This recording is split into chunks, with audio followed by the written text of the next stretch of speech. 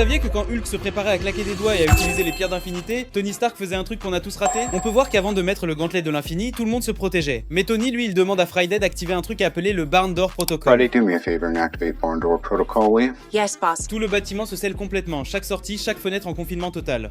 Mais voilà le truc, c'était pas pour empêcher les ennemis d'entrer, c'était pour contenir les radiations libérées par les pierres d'infinité à l'intérieur du bâtiment. Alors pourquoi Tony a appelé ça le Barn Door Protocol? Parce que ça vient d'un des pires moments de sa vie. Vous vous souvenez de ce gamin dans Iron Man 3, celui qui réapparaît à l'enterrement de Tony à la fin d'Endgame? Ce gamin avait toujours espéré que Tony devienne son père. Wait, you're guilt tripping me, aren't you? I'm cold. I can tell. You know how I can tell? Because we're connected.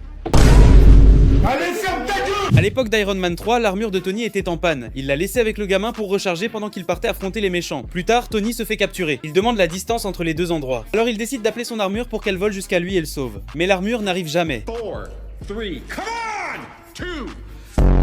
Il savait pas que l'armure était enfermée dans la garage où Tony et le gamin avaient travaillé ensemble. Les portes ne servaient pas à garder les ennemis dehors, elles gardaient l'armure enfermée à l'intérieur. Le gamin finit par faire sauter la serrure de la porte de la grange. L'armure décolle enfin, vole jusqu'à Tony et lui sauve la vie juste à temps. Tony n'a jamais oublié ce moment, donc quand il a construit un protocole conçu pour tout sceller à l'intérieur d'un bâtiment, il l'a nommé d'après ses portes qui ont failli le tuer. Le Barn Door Protocol.